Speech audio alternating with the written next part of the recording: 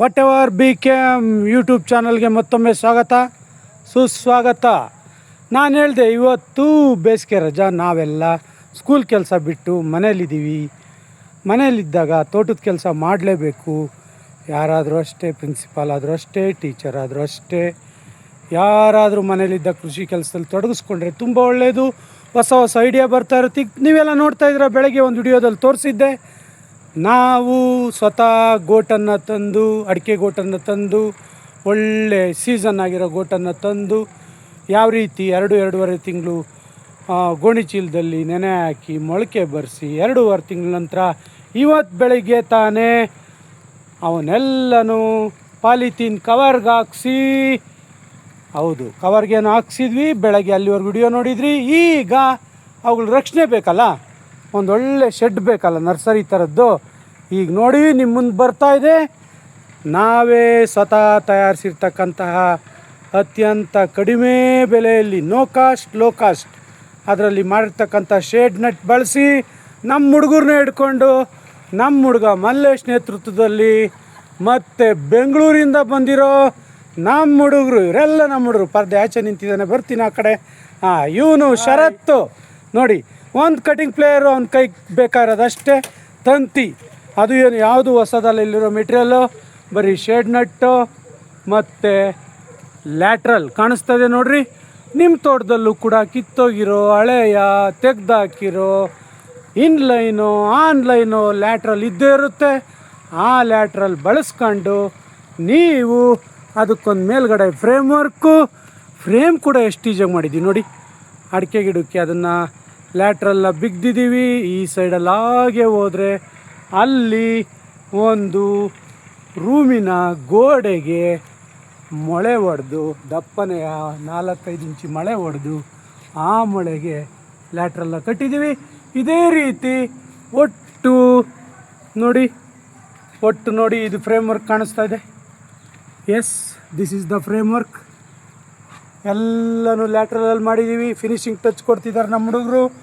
2-2.5 ಸಾವಿರ ನರ್ಸರಿ ಗೋಟ್, ಅಡಿಕೆ ಗೋಟ್ಗೆ ಪೂರ್ತಿ ಗಾಳಿ ಮಳೆ ಬಿಸಿಲಿಂದ ರಕ್ಷಣೆ ಕೊಡಲಿಕ್ಕೆ ಒಂದು ಒಳ್ಳೆ ನರ್ಸರಿ ಶೆಡ್ಡು. ಸ್ಕಿಲ್ಡ್ ಲೇಬರ್ ಅಂದರೆ ನುರಿತ ಕುಶಲ ಕರ್ಮಿಗಳು ಮಾಡಿರ್ತಕ್ಕಂಥ ಅಷ್ಟೇ ಚೆನ್ನಾಗಿರ್ತಕ್ಕಂಥ ಒಂದು ಒಳ್ಳೆ ಶೆಡ್ಡನ್ನು ನಾವು ಮಾಡಿದ್ದೀವಿ.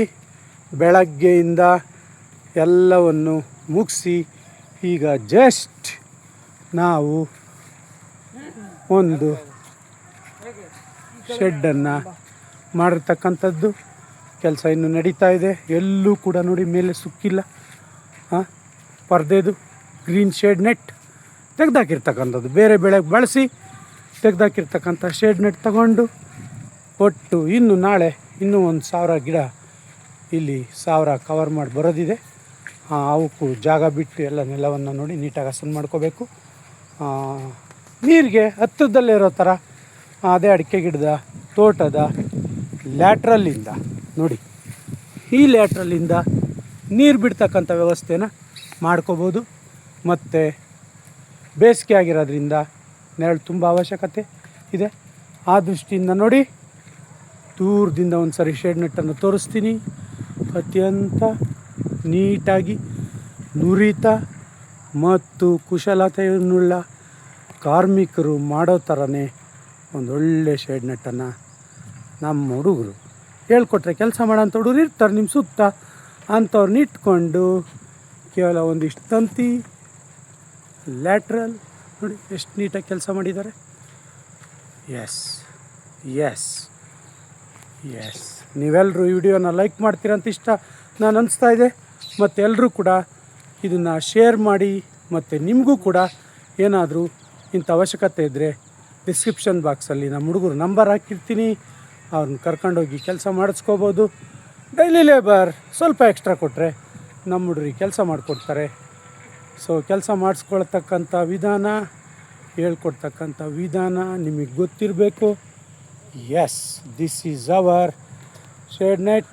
ನೋಡಿ ನಮ್ಮ ಹುಡುಗ ಇನ್ನೊಬ್ಬ ಬಾಬು, ಅವನು ಕೂಡ ಬೆಂಗಳೂರಲ್ಲಿ ಅದು ಇದು ಕೆಲಸ ಮಾಡ್ಕೊಂಡಿದ್ದು ಇವತ್ತು ನಮ್ಮೂರಲ್ಲೇ ಇರೋಣ ಅಂತ ಬಂದಿದ್ದಾನೆ. ಅವರೆಲ್ಲ ಸೇರ್ಕೊಂಡು ಕೆಲಸ ಮಾಡಿದ್ದಾರೆ. ಸೊ ಅವರೆಲ್ಲರೂ ನೆನೆಸ್ಕೊಳ್ತಾ whatever B K M ನನ್ನ ಯೂಟ್ಯೂಬ್ ಚಾನಲ್ಗೆ ಇನ್ನೂ ಯಾರ್ಯಾರು ಸಬ್ಸ್ಕ್ರೈಬ್ ಆಗಿಲ್ಲ, ಯಾರ್ಯಾರು ಇನ್ನೂ ನನ್ನ ವಿಡಿಯೋನ ಯಾವುದು ನೋಡಿಲ್ಲ, ಅಗ್ರಿಕಲ್ಚರ್ ಇದೆ, ಎಜುಕೇಷನ್ ಇದೆ, ಲೈಫ್ ಸ್ಕಿಲ್ ಇದೆ, ವ್ಯಾಲ್ಯೂ ಎಜುಕೇಷನ್ ಇದೆ, ಎಲ್ಲವನ್ನು ಉಪಯೋಗಿಸ್ಕೊಳ್ತೀರ ಅಂತ ಭಾವಿಸ್ತಾ ತಪ್ಪದೆ ಸಬ್ಸ್ಕ್ರೈಬ್ ಆಗಿ, ಶೇರ್ ಮಾಡಿ, ಲೈಕ್ ಮಾಡಿ ಅಂತ ಹೇಳ್ತಾ ವಿಡಿಯೋನ ಮುಗಿಸ್ತಾ ಇದ್ದೀನಿ. ಮತ್ತೊಮ್ಮೆ ಆಗಾಗ ಇದರ ಬೆಳವಣಿಗೆಯ ಬಗ್ಗೆ ನಾನು ನಿಮಗೆ ವಿಡಿಯೋವನ್ನು ಹಾಕ್ತಿರ್ತೀನಿ ಅಂತ ಹೇಳ್ತಾ ಸಿಗೋಣ ಮತ್ತೆ. Thank you.